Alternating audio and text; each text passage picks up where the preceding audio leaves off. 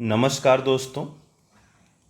उम्मीद करता हूँ कि आप सभी लोग बहुत ही अच्छे होंगे, अपने अपने विद्यालय में पहुँच चुके होंगे और यदि नहीं पहुँचे होंगे तो पहुँचने की तरफ अग्रसर होंगे। एक समस्या जो आ रही है, मतलब अधिकतर कैंडिडेट्स के साथ आ रही है जो अलग अलग स्टेट्स में है, और सबकी लगभग ये कॉमन समस्या है आवास को लेके। क्योंकि ये एक रेजिडेंशियल स्कूल है, यानी कि आवासीय विद्यालय है, तो यहाँ पर आवास अध्यापकों के लिए और गैर अध्यापक यानी नॉन टीचिंग्स के लिए उपलब्ध होते हैं, लेकिन कुछ परिस्थितियों में और कुछ विद्यालय में अभी उपलब्ध नहीं है। तो उसके कारण जानने की कोशिश करते हैं और उस पर क्या विकल्प है, कैसे होगा आगे चल के, जो मुझे जितनी सूचना प्राप्त हुई है 2-3 दिन के दौरान, इसलिए उस पर मैं वीडियो बना रहा हूँ। अभी तक इसकी सूचना इसलिए नहीं थी क्योंकि मुझे इसके बारे में ज़्यादा जानकारी थी नहीं, तो मैं जहाँ जहाँ से जानकारी इकट्ठा कर सकता था जितने भी ऑफिशियल से, वहाँ से जो जानकारी प्राप्त हुई है उस आधार पर ये मैं वीडियो बना रहा हूँ। तो अगर हम आवास की बात करें तो इसमें क्या कंडीशन हो सकती है, जनरली ये 3 कंडीशंस मेजरली हैं। बाकी अगर कोई नई कंडीशन होगी तो आप मुझे मैसेज कर दीजिएगा, मैं उसका उत्तर आपको उसके माध्यम से दे दूँगा। लेकिन जो मुख्य रूप से यही 3 समस्याएं हैं। सबसे पहला जो है कि आवास खाली नहीं है। तो इसका आप कारण जानते हैं कि बहुत सारा ऐसा स्टाफ है जो उस स्टेट का स्टाफ है और वो डिप्यूटेशन पे हमारे उसमें पढ़ा रहा था, तो वो आवास लेकर उसमें रह रहा है। अभी उनको मतलब हटने के कोई आदेश नहीं आए हुए हैं। जैसे मैं एग्जाम्पल के लिए ले लूँ मध्य प्रदेश में, तो मध्य प्रदेश सरकार की तरफ से जो अध्यापक ये हमारे उसमें डिप्यूटेशन पे पढ़ा रहे थे, तो उनको अभी खाली करने का आदेश नहीं आया है, जो कि प्रक्रिया चल रही है। आने वाले दिनों में 1 आध हफ्ते में इसका भी समस्या का निवारण कर दिया जाएगा। जैसे मेरी बात हुई है, उन्होंने यही कहा कि इसी पे ही काम चल रहा है, क्योंकि इतने सारे टीचर डिप्यूटेशन पे थे, उन्हें वापस उठा के उनकी संस्था में और कहाँ स्कूल खाली है, क्योंकि उनको भी एक तरीके का अलॉटमेंट ही देना है ना। जैसे हम लोगों को अलॉटमेंट में इतना टाइम लगा, वैसे इन टीचर्स को भी अलॉटमेंट करना है कि कहाँ कहाँ किस किस स्कूल में जगह खाली है और उनको उठा के वहाँ पर लेके जाना है। तो थोड़ा समस्या आपको देखनी पड़ सकती है और थोड़ा आपको समझना भी होगा, क्योंकि जैसे आप अध्यापक हैं वैसे वो भी अध्यापक हैं।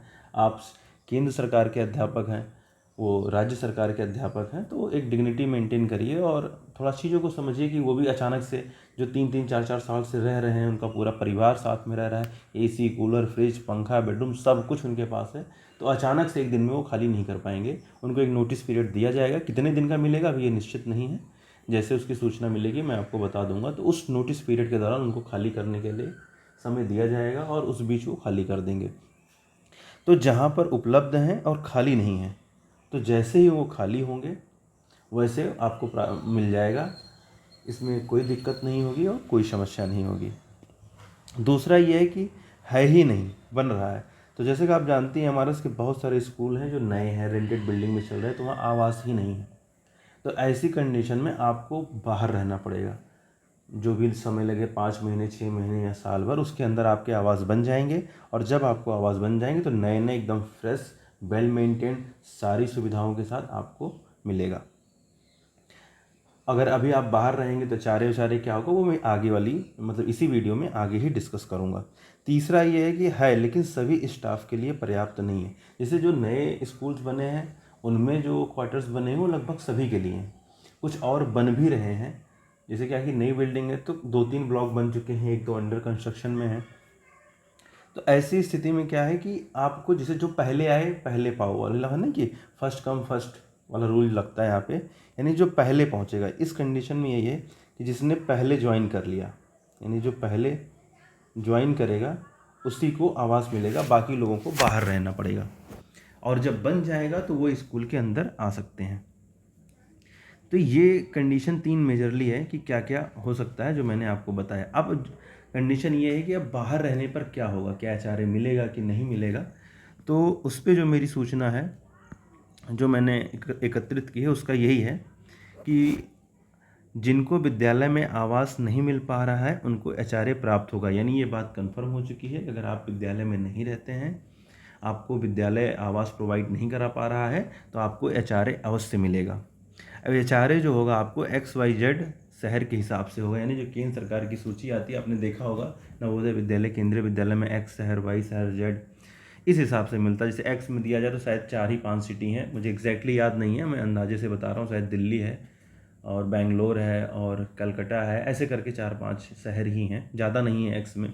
ज़्यादा जो आपको वाई और जेड में मिलेंगे, जो जो भी मेट्रोपॉलिटन शहर है वो वाई में आ जाते हैं, और जो मेट्रो सिटी हैं वो एक्स में आती हैं।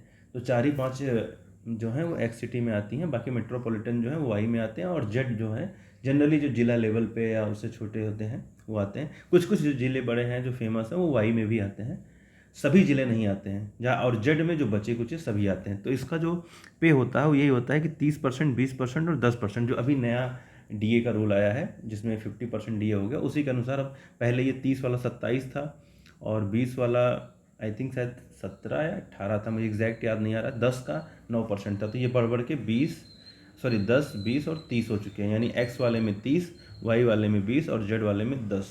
इसी के हिसाब से जो आपका बेसिक पे होगा उसी के अनुसार मिलेगा। यानी बेसिक जो पे है उसका 10%, 20% और 30% आपके शहर के अनुसार आपको एचआरए मिलेगा। और आपका शहर जो है वो जहाँ आपकी पोस्टिंग वो किस में आता है, तो आप ऑनलाइन चेक कर लीजिए, बहुत सारी पीडीएफ्स आपको मिल जाएंगी केंद्रीय विद्यालय नवोदय विद्यालय की। अभी एमआरएस की नहीं आई है, कुछ समय में वो भी आ जाएगी। बाकी आप देख लीजिएगा उसके अनुसार कि आपका जो शहर है वो किस श्रेणी में आता है XYZ में से। हाँ, एक जो सबसे महत्वपूर्ण बात है ये है, कुछ लोग ये कह रहे हैं कि अगर हम स्कूल में ना रहें तो भी हमको एचआरए मिलेगा। जी नहीं, उसकी कंडीशन है। अगर एचआरए आपको तभी प्राप्त होगा जब विद्यालय में आवास ना हो। यदि आवास है तो आप नहीं ले रहे हैं तो एचआरए नहीं मिलेगा। यानी का इसका मतलब ये है कि विद्यालय में आवास खाली है तो आपके नाम पे वो अलॉट होगा। आप बाहर रहिए चाहे अंदर रहिए, उससे मतलब नहीं है। इस बात पे आप एचआरए नहीं ले सकते हैं। तो इस चीज़ को बड़ा ध्यान दीजिएगा कि आप एचआरए नहीं ले पाएंगे। धन्यवाद, थैंक यू सो मच।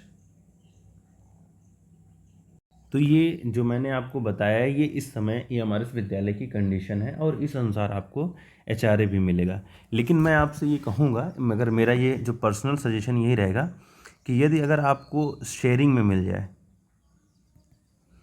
तो आप ले लीजिए।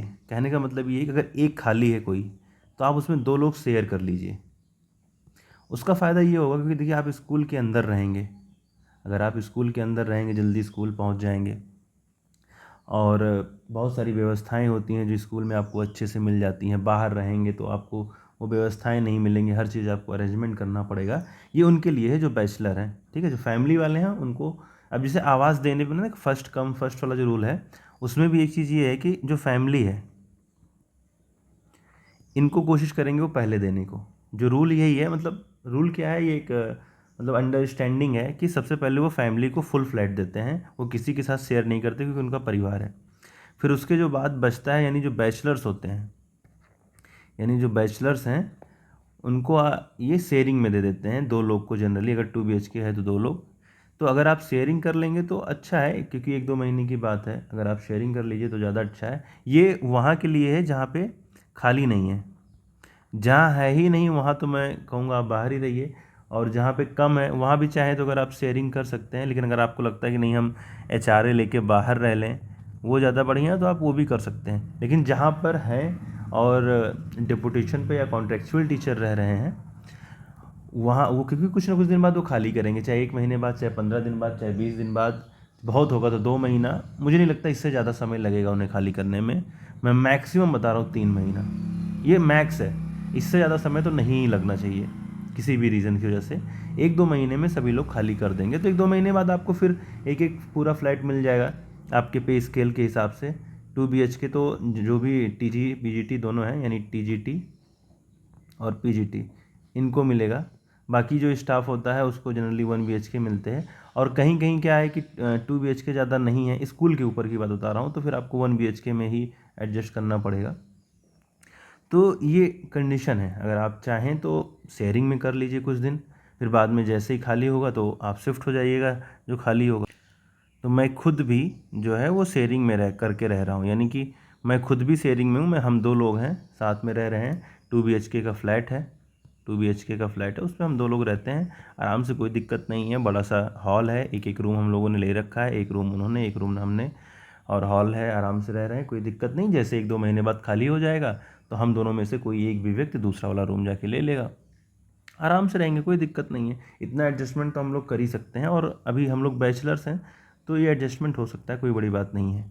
तो इस चीज़ का आप लोग ध्यान दीजिएगा कि ज़्यादा मतलब पैनिक मत करिए, और चीज़ों को समझने पर ज़्यादा ध्यान दीजिए। क्योंकि मैं इसलिए ऐसा बोल रहा हूँ क्योंकि जहाँ मान लीजिए स्कूल है नहीं, तो हम अचानक से कैसे बनवा देंगे। आप कितना भी पैनिक करिए, कितना भी परेशान होइए, हम 6 महीने के अंदर, 7 महीने के अंदर, 8 महीने के अंदर ही बनेगा वो, अगर अंडर कंस्ट्रक्शन है। तुरंत आपको नहीं मिल पाएगा। और अगर कोई व्यक्ति पहले से रह रहा है तो ऐसा भी नहीं कि उनका सामान उठाए, झोला झंकर उठाए और बाहर फेंक दिए और आपको लाके अंदर कर देंगे, तो ऐसा भी नहीं हो पाएगा। Be practical.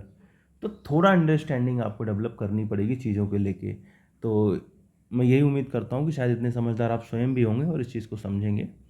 और यदि आपको मेरा एक्सप्लेनेशन अच्छा लगा हो, मेरी इन्फॉर्मेशन आपको इन्फॉर्मेटिव लगी हो, आपको अच्छी लगी हो, तो प्लीज़ इस वीडियो को लाइक एंड सब्सक्राइब करें, और ज़्यादा से ज़्यादा लोगों तक मतलब इसको पहुँचाएँ, क्योंकि सबके लिए उपयोगी है।